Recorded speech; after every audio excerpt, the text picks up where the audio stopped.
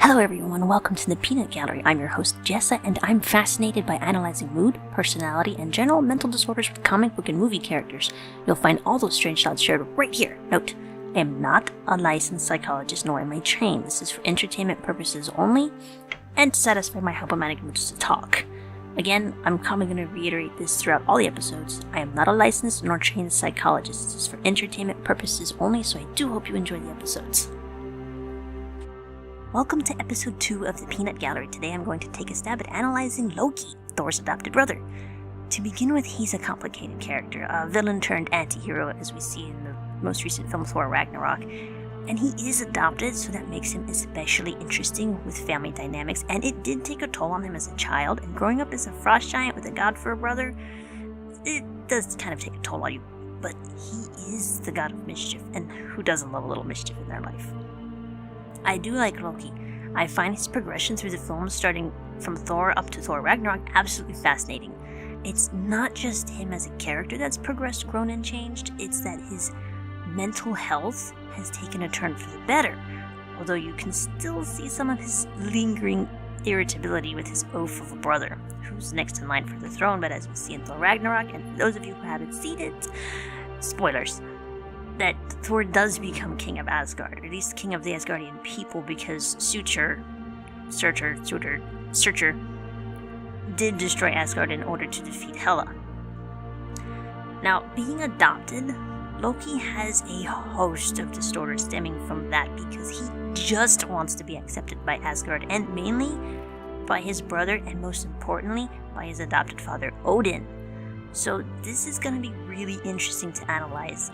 And I didn't think about it before till I started looking into his character through the films, through his progression, and seeing what matches his personality. And I am actually really surprised to find a lot of interesting things with our friendly little God of Mischief, who also probably does deserve a place on the Avengers, because he has helped them, and is continuing to help them. And I do hope that he helps them furthermore in Infinity War, and not just be a real jerk about it and side with Thanos because he wants those Infinity Stones. But we'll have to wait and see on April 27th when that comes out, which isn't that far away actually. It's a little over 10 days, about 11 days away. So really excited for that again. So we're gonna go ahead and progress on through and see what we can do about Loki. Hopefully I can do this justice. I would be really happy if I could. So what does Loki have? What does he possess? This can be interesting because I've thought a lot about Loki, as he was next after Bucky Barnes to go ahead and do this, and for some reason it never occurred to me that it was actually really hard to pinpoint some things, because he's changed so much through the course of the films and that he's been present in. But I'm gonna start with the most obvious, and this is gonna start with Thor, where we first see him, and we'll go from there, and they will be discussed later on. They'll be discussed more in depth, but I just want to go ahead and try to point out some things that I've seen. Again, they will be discussed later on more in depth, but right now I'm going to give you a list of what I see in him. Now, Loki does have narcissistic personality disorder, and it's really funny because that's the most prevalent one with him. You can actually see it. Like, it's not hidden. It's there. It's really there. It's the biggest one. He does have some bit of avoidant personality disorder, and this one is interesting because I didn't think about it, but Bucky Barnes has the same avoidant personality disorder, just has more symptoms than Loki does. Psychopathy, egotism, and sadistic personality disorder, and these last three are really, and plus the narcissistic personality disorder, these four are the main points of Loki. And despite the fact that he is a good person, he is an anti-hero, he is trying to be a better person, you can tell in Thor Ragnarok, but these are him. This is who he is. I don't think there's much changing him, but I think he's a good guy. He's turning into a good guy. Whether he likes it or not, he's turning into a good guy. Because now he can have that acceptance from his older brother. Adopted or not, that's his older brother. So we're gonna... it's a lot to discuss, and I'm sure there are more, but as Loki grows through the films, we can see that these disorders tend to lessen the more he comes to accept himself as who he is. And maybe in Infinity War we can see, maybe even discover who he wants to be. You know, in Thor Ragnarok he was content to have Thor as a king, and maybe Loki can be his advisor. Thor does like his brother, to an extent. sometimes. Maybe? So we're gonna start with the two most prevalent ones I see in Loki, and these are probably not gonna change. Maybe less than a little bit, but they're not really going to change much because they are who Loki is. So we're going straight off the bat with egotism and narcissistic personality disorder.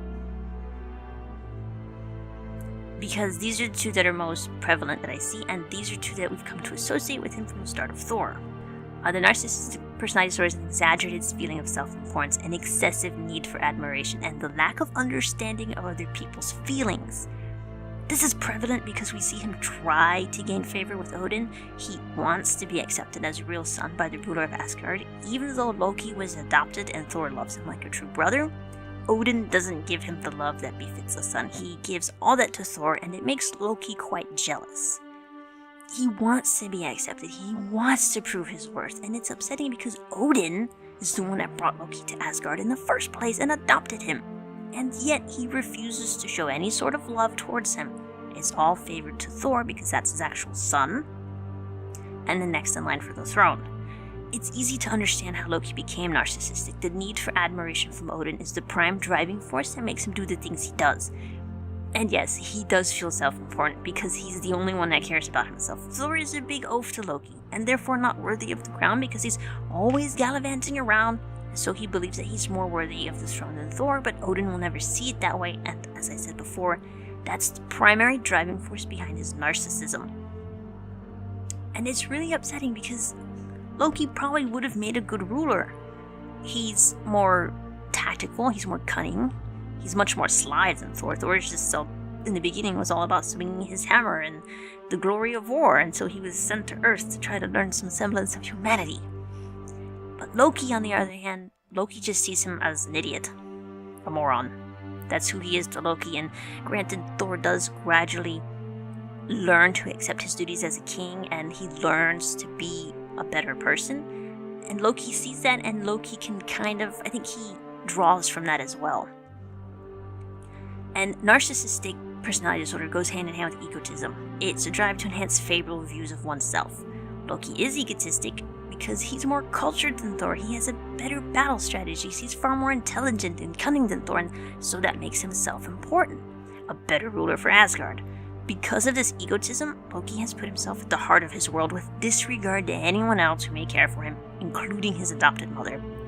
Having everyone bow down to him as a ruler feeds his ego because then he believes that he'll be loved and respected, but he doesn't know any better because he never had that fatherly love showered upon him like Thor did.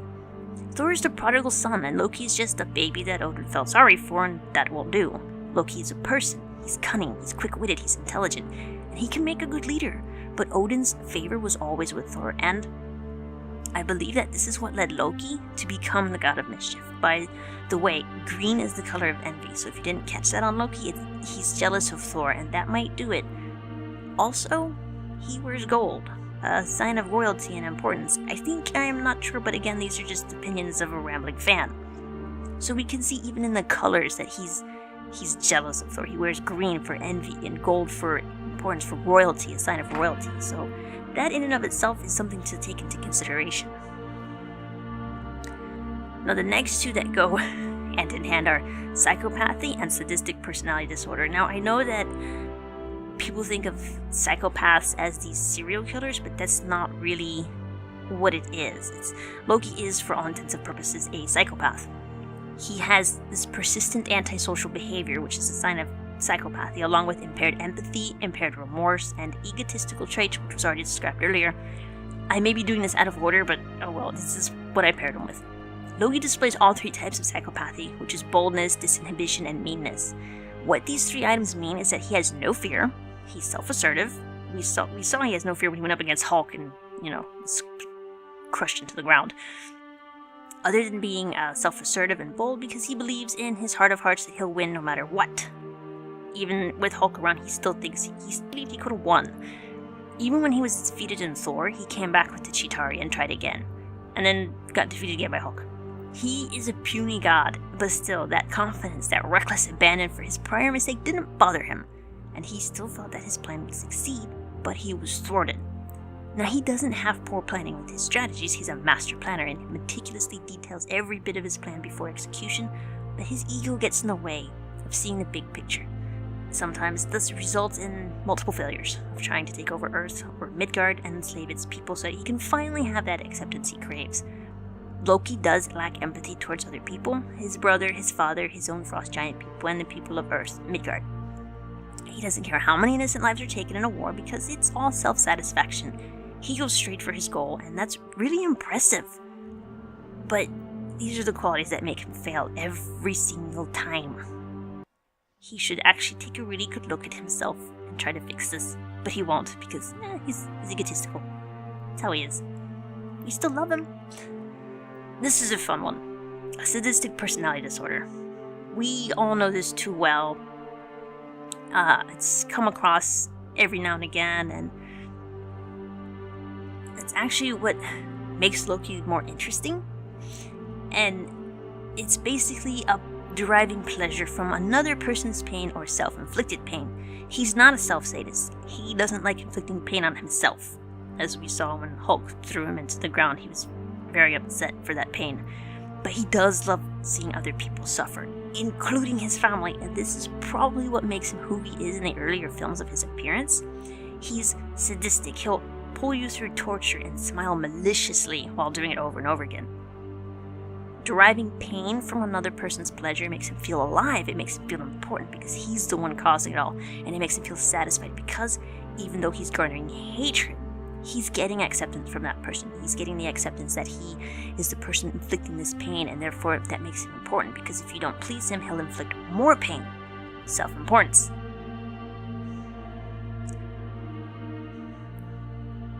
And it's all Loki wants. It's all he wants is the approval of his adopted father, and all of this stems from his broken upbringing and always being compared to Thor. They're two people with two different personalities, with two different ways of thinking, and Loki is the smarter of the two.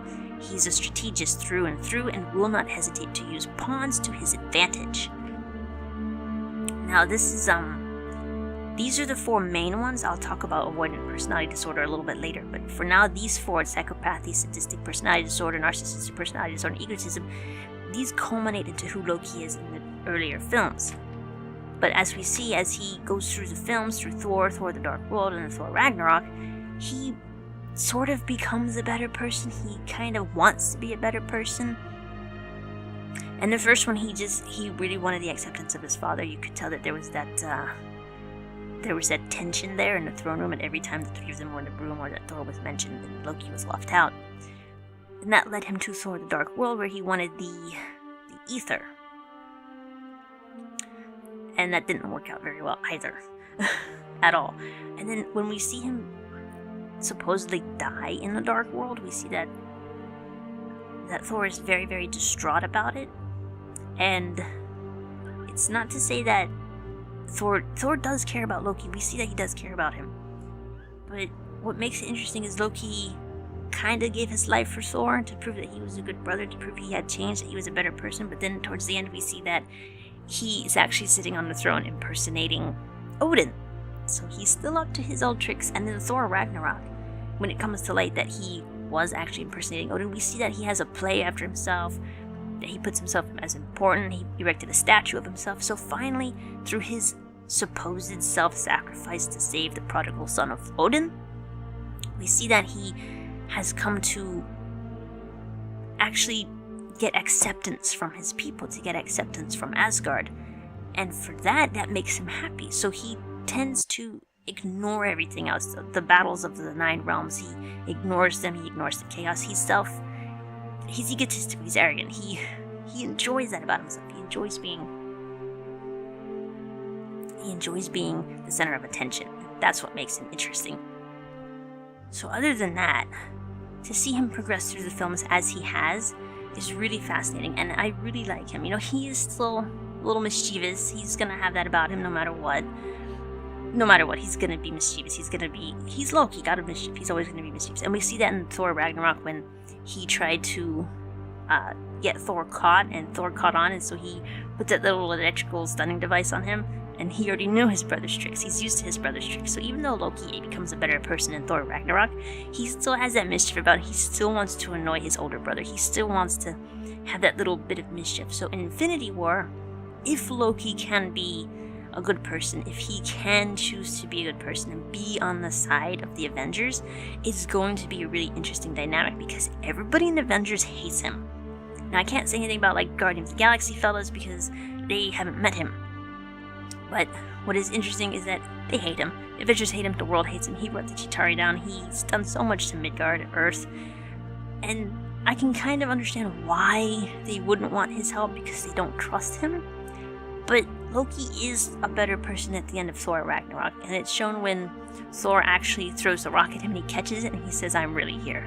So, but again, there's that mischievousness because he actually did take the Tesseract before getting Suitor to go up and shoot Searcher to go and destroy Asgard. He did take a glance at that Tesseract, and I'm pretty sure he snatched that Tesseract.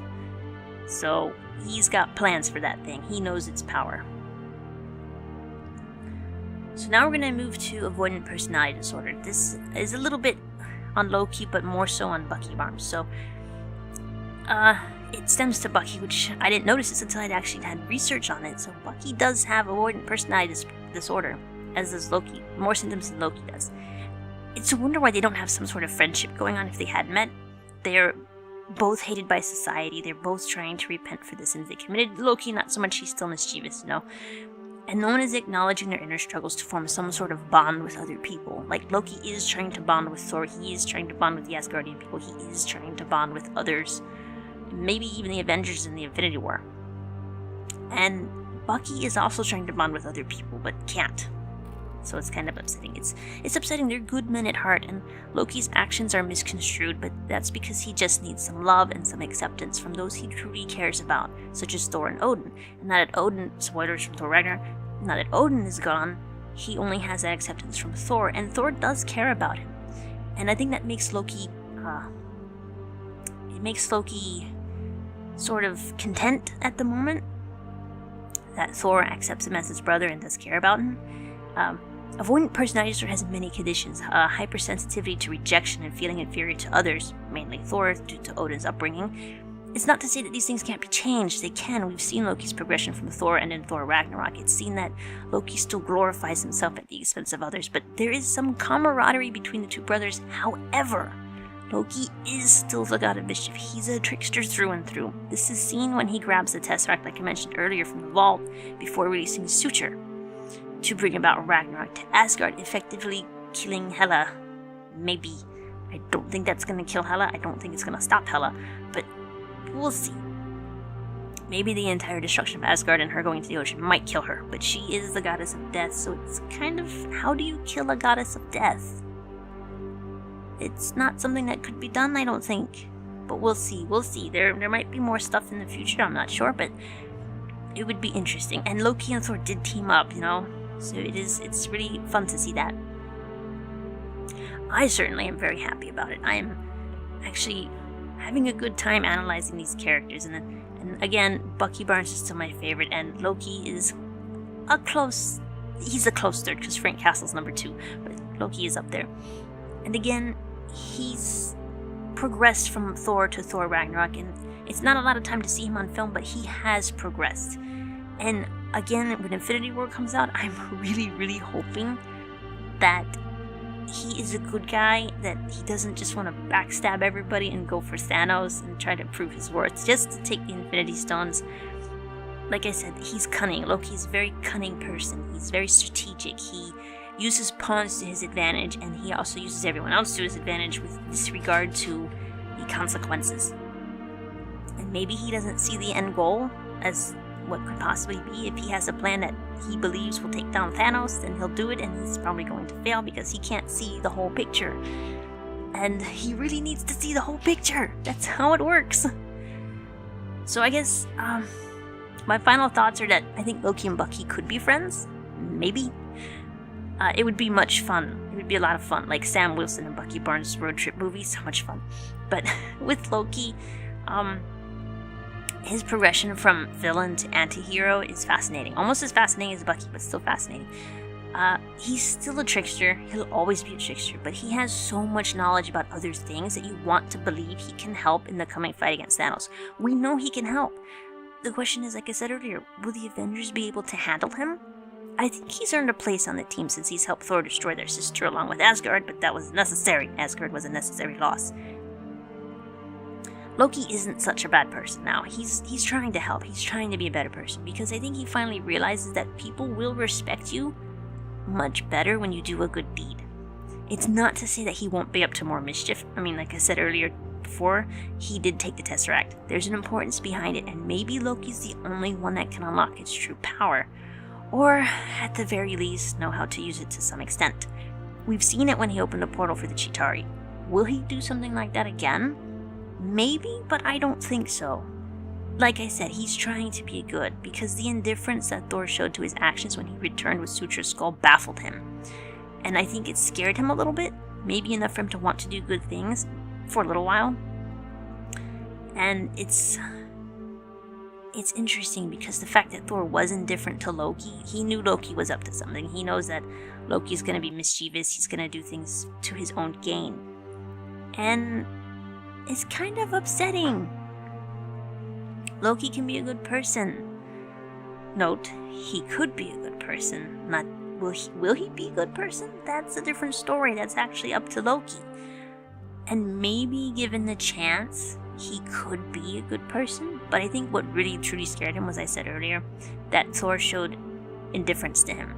And I think that bothers him greatly because they used to have this camaraderie. Thor used to pick on him or tease him or try to protect him, and Loki would just make him angry. And the indifference there is maybe Thor has grown as a person and he needs to care about the people of Asgard to find him a new home. And he can't be bothered with trifle things such as his brother doing mischievous little things and causing more mayhem than helping.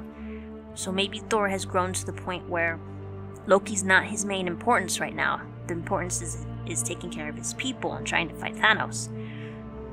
And Loki sees that his attention from his brother isn't there anymore. And that might push him to do something rash, especially in the coming fight with Thanos. I'm not entirely sure.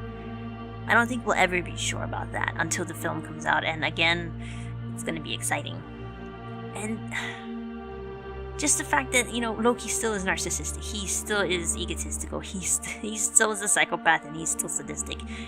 But it's lessened a lot from Thor and Thor the Dark World. It's lessened a lot, and we can see that because he's very laid back in Thor Ragnarok. He's very laid back. He's enjoying himself. You can actually see that he's actually enjoying himself, even if he's impersonating Odin.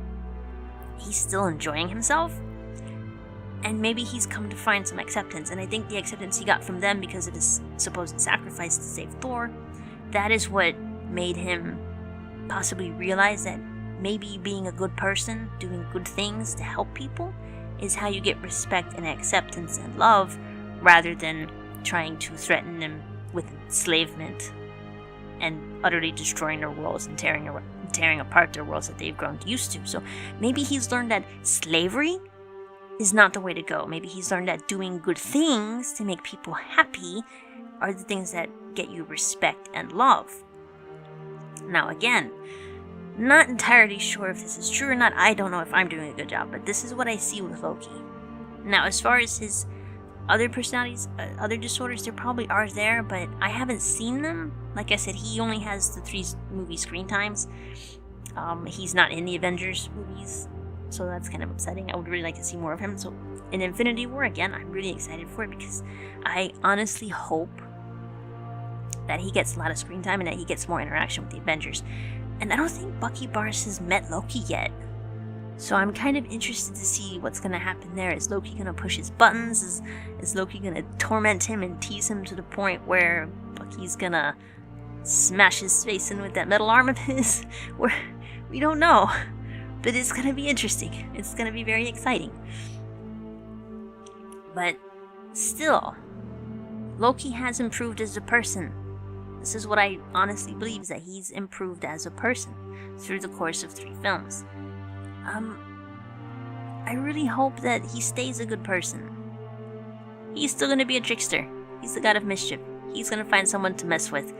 And it's either going to be Thor, Bucky Barnes, Steve Rogers, or Tony Stark. Maybe even Vision, maybe even Wanda. possibly Natasha, definitely Bruce. I see him torturing poor Bruce. But again, I think his targets could be set on Bucky or Tony. It's one of those two. And possibly Thor. But again, Thor's indifference to him probably really struck a chord with him. So I hope beyond a hope that he's going to be a better person in the coming film, and that he's already a better person through the course of these 3 films. So his disorders have lessened. He's actually been able to grow as a person. And they're always going to be there. He's always going to be a trickster. So he's still kind of arrogant. He knows when he's right. He knows that. He's not going to let that go. But I do hope that Loki stays a good person, that he stays on the good side and doesn't jump ship ever to Thanos, because I'm pretty sure Thanos will kill him. Yeah. So, well, these are my thoughts on Loki. Let me know what you all think of these interesting developments, and thank you for listening. I want to state for the record that I am not a licensed psychologist, nor am I claiming to be one. I'm just fascinated by mood, personality, and mental disorders of the world. They're not openly discussed, but as a society, we are getting there, and I really do enjoy comic book and movie characters. So instead of sitting at home and analyzing these ladies and gents myself and racking my brain over this, I thought I'd share it with the world. Let me know if I've done an okay job, a good job, or a horrible job at this, because this is all new for me. And don't forget to share this podcast if you liked it. Again, thank you for listening to my ramblings, and tune in next time.